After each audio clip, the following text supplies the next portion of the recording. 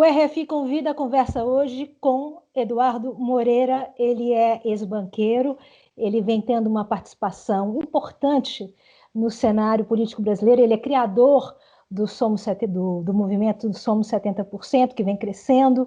Ele vem mobilizando muitas vozes diferentes e diversas, ele vem catalisando forças políticas. Vamos conhecer um pouco mais desse homem. Tudo bem, Eduardo? Tudo bem, Márcia? Muito obrigado pelo convite. É um prazer estar conversando com todos vocês. O prazer é todo nosso. Obrigado pelo seu tempo.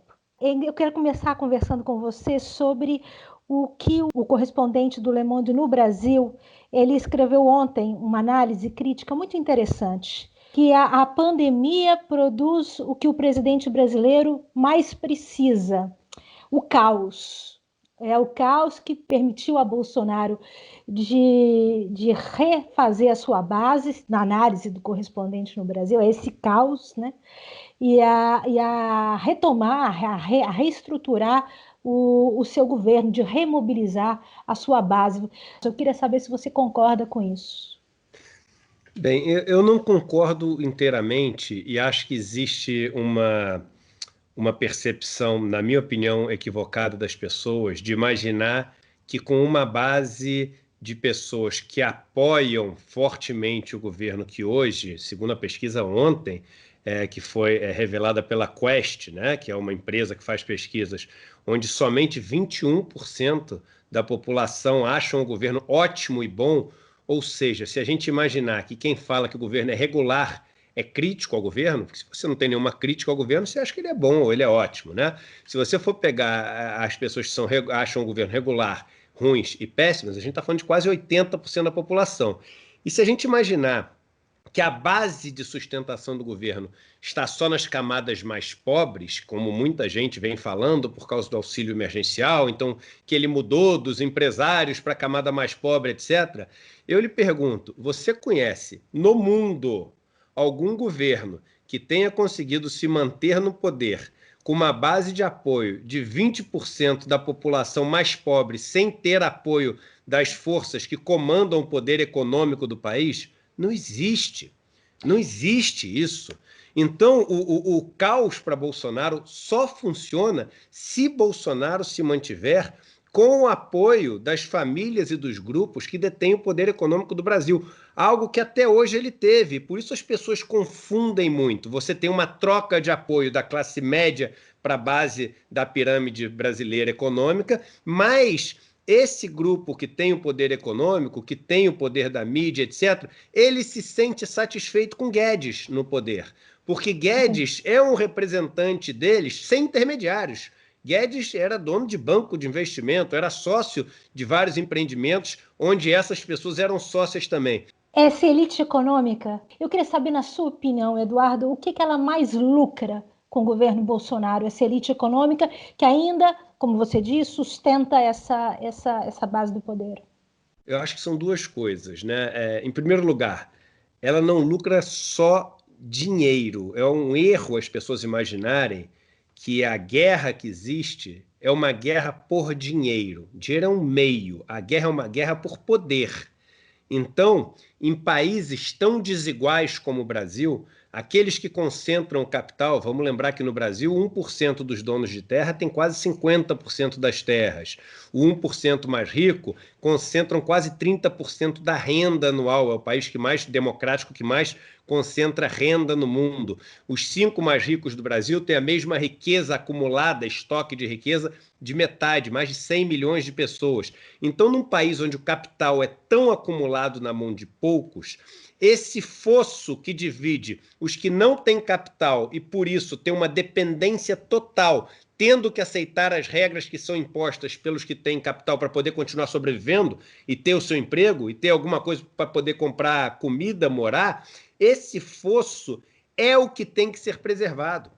Mais do que o tamanho do castelo. O fosso que impede chegar ao castelo é mais importante do que o próprio castelo. O que eu quero dizer com isso? Você teve nos governos de esquerda do Brasil, ou de centro-esquerda do Brasil, melhor dizendo, você teve os mais ricos ficando muito mais ricos. porque como a atividade econômica ela teve um período muito positivo, a gente teve um crescimento de quase 4% ao ano em média, você teve grandes impérios sendo criados, impérios em empresas de varejo, bancos, empresas do setor de alimentos, de construção, vários donos ficaram muito ricos. Então, como é que eles não estavam satisfeitos com o governo, se eles estavam ficando mais ricos? Porque o equilíbrio de forças, o equilíbrio de poder no Brasil começou a mudar, porque como você tinha as pessoas das classes mais baixas ascendendo socialmente, você estava devagarzinho mudando esse balanço de poder. Você estava fazendo com que as pessoas mais pobres começassem a ter acesso ao capital. Quando ela tem acesso ao capital, ela perde a dependência da pessoa mais rica, que não consegue mais empregá-la a qualquer preço, que não consegue empregá-la em qualquer condição. Então, o jogo não é um jogo de dinheiro, é um jogo de disputa por poder. Então, para eles é melhor ter um pouco menos de dinheiro e muito mais poder do que ter um pouco mais de poder e um pouco mais de dinheiro e muito menos poder. Exato, eu te acompanho há um bom tempo, muito antes de você criar o movimento Somos 70%. Eu te acompanho, para dizer a verdade, desde depois um pouquinho da destituição da Dilma Rousseff, nesse que é chamado hoje de golpe parlamentar, esse primeiro golpe, e você já vinha como um grande interlocutor dessa base do que a gente chama de esquerda brasileira. Você se sente identificado politicamente a esse grupo? Sim, eu não venho desse grupo, né? Eu venho de um grupo Sim. conservador. Eu trabalhei no mercado financeiro 20 anos, era sócio de banco, estudei em faculdade privada, nasci num bairro nobre do Rio de Janeiro. Então a história que sempre me foi contada foi a história da esquerda, eram os comunistas, vai para Cuba, vai para Venezuela, esses caras querem dividir pobreza, e bando de corrupto, ladrão, os sindicatos. Eu sempre repetia esse discurso que me era falado, né?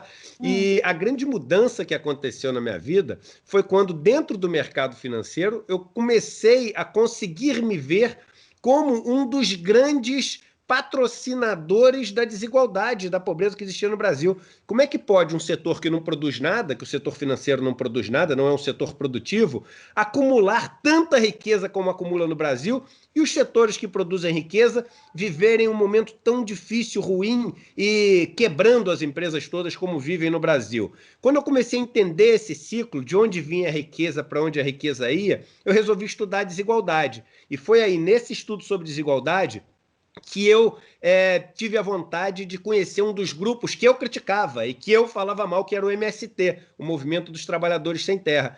E fui morar com o pessoal do MST, tendo essa visão crítica e preconceituosa e agressiva. Não muito, porque nunca fui uma pessoa muito agressiva, mas uma visão que é uma visão agressiva em relação a esse grupo.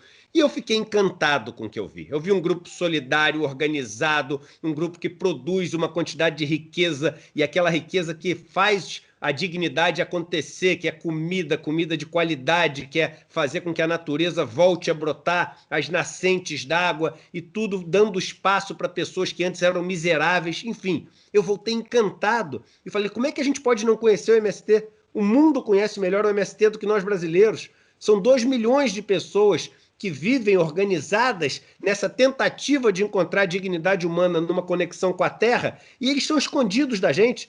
E aí foi o meu mergulho nessa causa, o que acabou me jogando de uma forma mais ampla nessa causa progressista e nesse campo da esquerda. Olha, eu sei que o Somos 70% é um movimento suprapartidário, o que quer dizer que ele engloba em seu guarda-chuva os partidos que querem, né, vários partidos, não é? Ele é supra, ele não é apartidário, ele é suprapartidário. Existe uma ambição política em você. E quando eu digo política, eu estou falando da origem da palavra política, da origem Isso. grega Sem de ser partidário.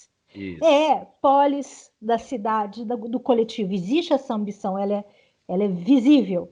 Agora, você se filiou a algum partido? Pretende se filiar? Qual é a sua ambição dentro do cenário político brasileiro? Porque muitas pessoas de esquerda ou de direita já te veem como interlocutor de diversos grupos. Eu vi você sendo entrevistado pelo Haddad, eu vi você entrevistando o Lula, eu vi você conversando com diversas pessoas. Você já se filiou? Vai se filiar? Vai se candidatar? O que se planeja?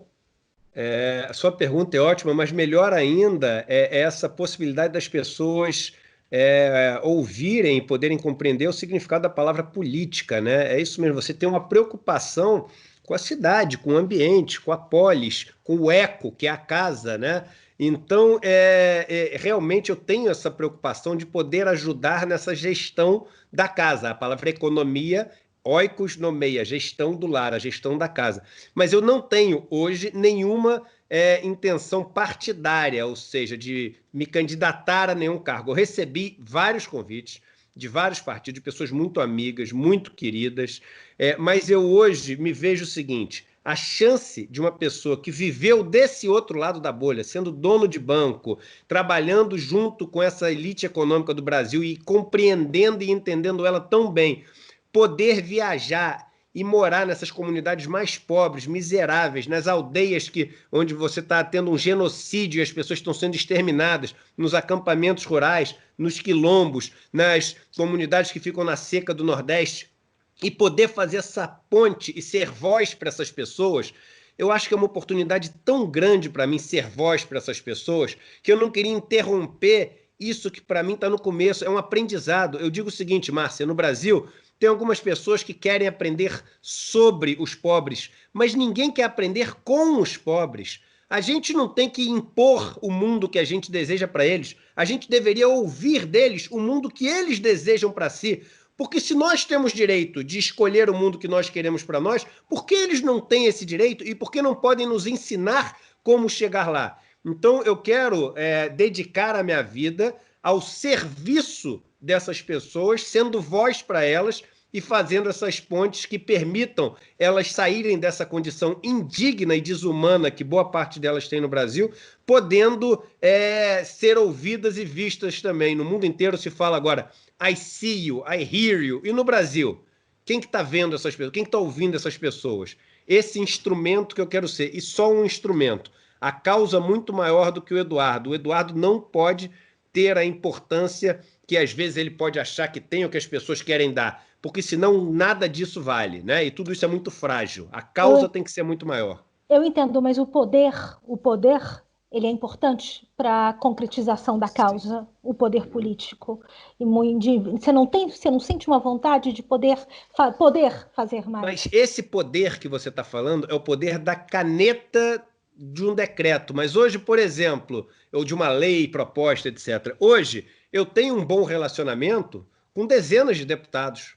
Eu poderia dizer, com mais de uma dezena de senadores. Um ótimo relacionamento. Então, eu discuto com eles medidas que eu acho medidas possíveis e que poderiam fazer uma diferença grande.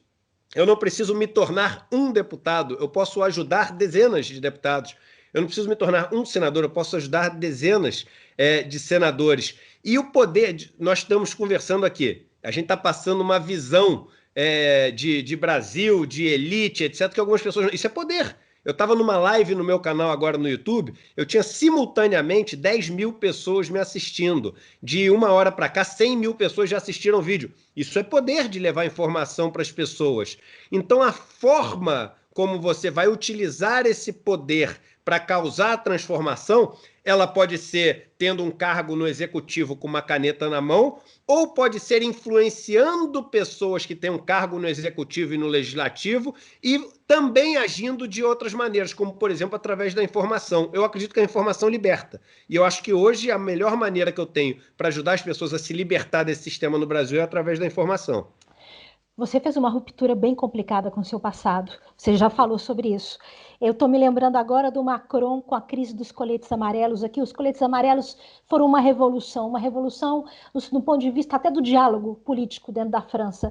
O Macron teve que descobrir um outro jeito de conversar com os franceses a partir daquilo. Mas os coletes amarelos conseguiram muitas coisas, mas não conseguiram o início, o principal que eles queriam, que é o imposto, a volta do imposto da fortuna, das grandes fortunas.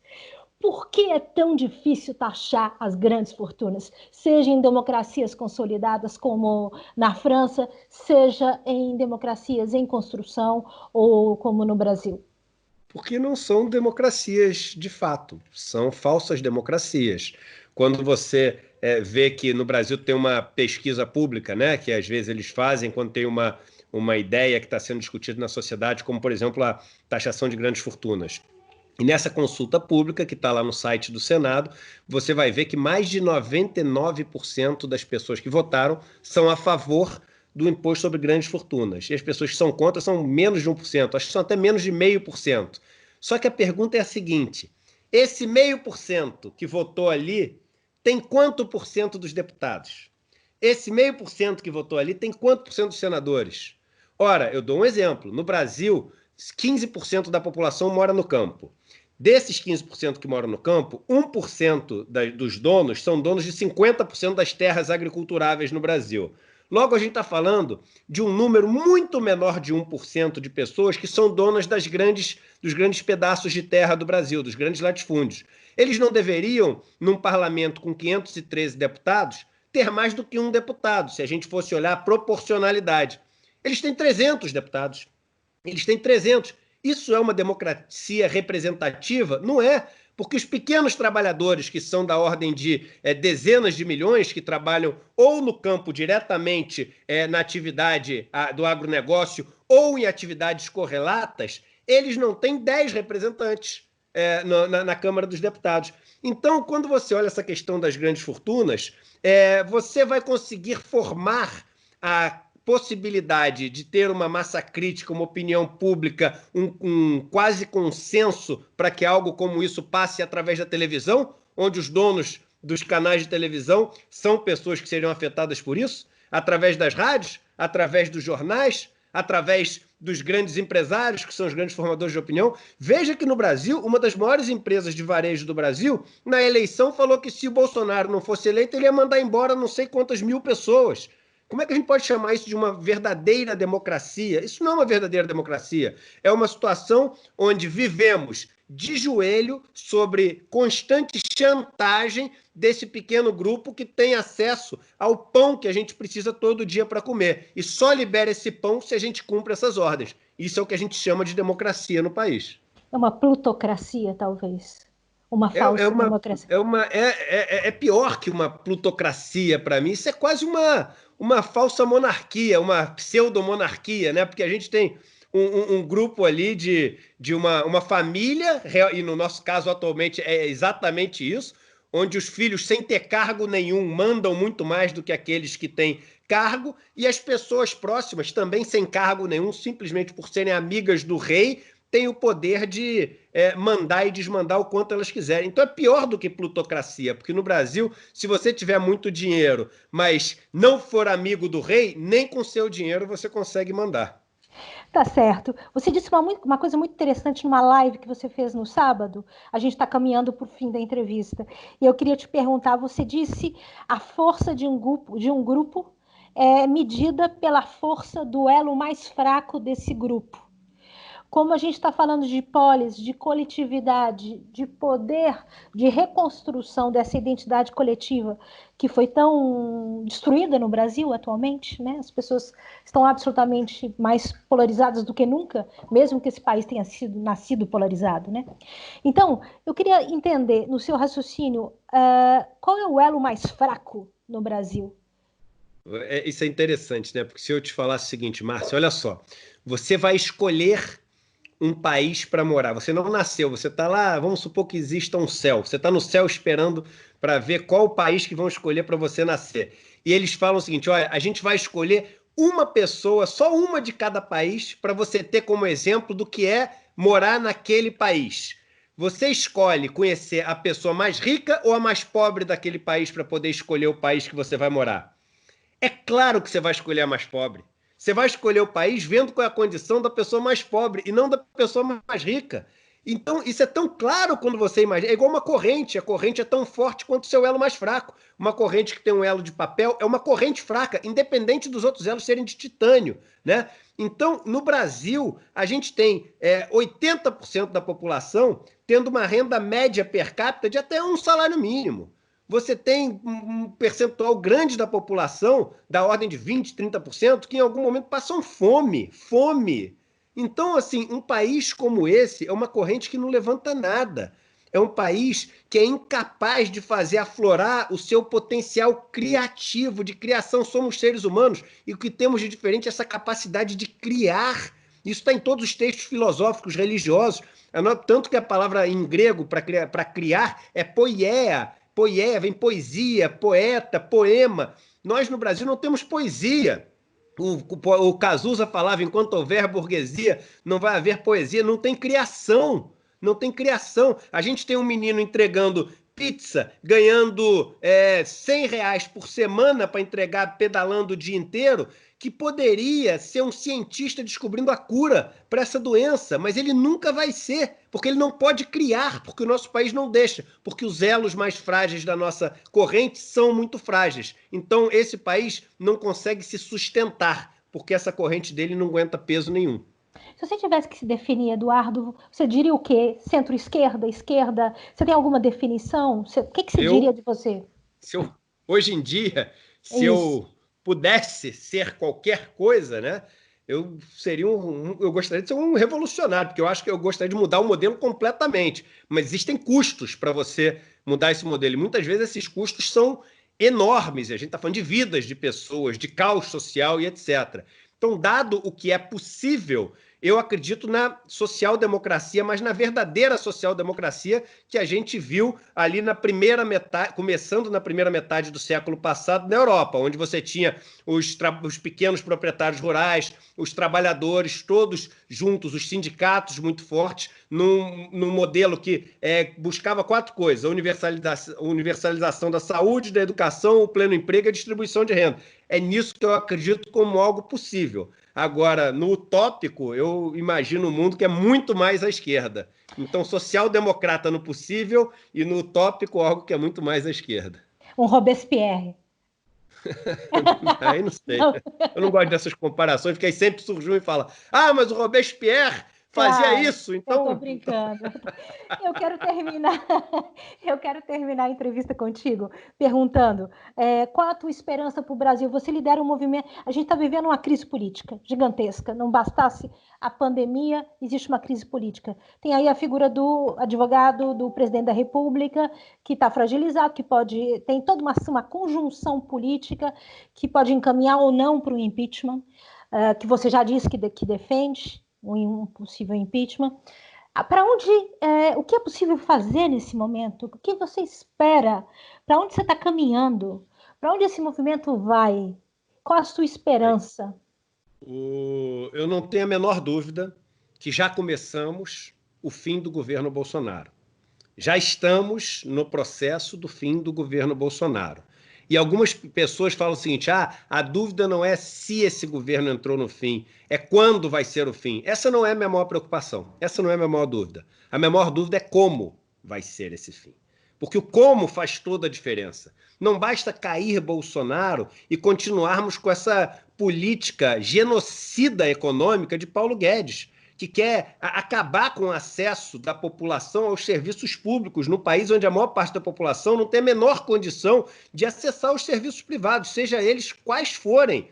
Estamos falando aqui de correios e de água, estamos falando de coleta de lixo e saúde. Eles não têm acesso a nada disso e precisam disso para ter um mínimo de dignidade. Está lá no artigo 22 e 25, se não me engano, da Declaração dos Direitos Humanos. Essas pessoas têm que ter direitos mínimos garantidos, que esse governo é contra. E esse governo não é só Bolsonaro. Então, ter Mourão com Guedes aprofundando a sua política, você resolve um pouco no campo moral desses absurdos, mas não resolve no campo econômico. Então, o como, se depois a gente vai ter um governo aí totalmente militar, oficialmente militar, aí piora também. Então, acho que a grande pergunta que a gente tem que fazer é o como. E eu acho que a gente tem uma dica desse como agora nesse processo das eleições municipais.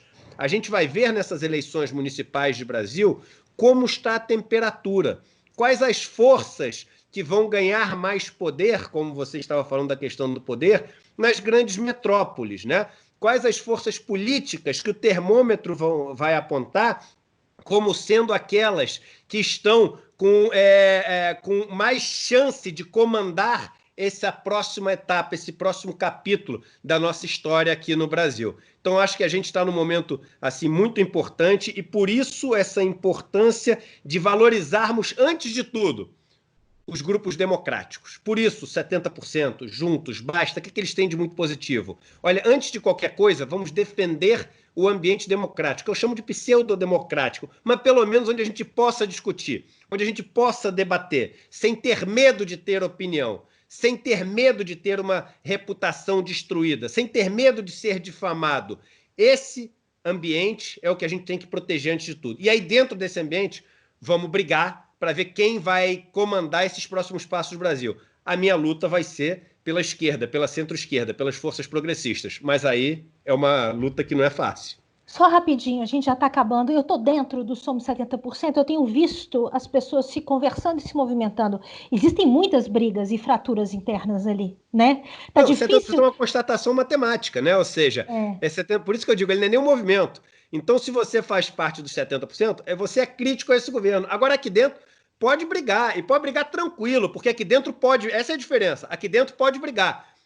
Nos 30% você não pode brigar, porque se você começar a brigar, vem um cara e te mata, te dá um tiro na cabeça. Vem um cara e inventa mentira a teu respeito e vai te difamar pro resto da vida, você vai ter que viver com aquela notícia falsa. Então, essa discussão faz parte, e não é um grupo que tem nomes, ele não tem uma lista. Ninguém fica assim, eu não vou entrar, porque você não entra, você faz parte da matemática, né? Muito obrigada, Eduardo Moreira, por sua participação de hoje no RF Convida.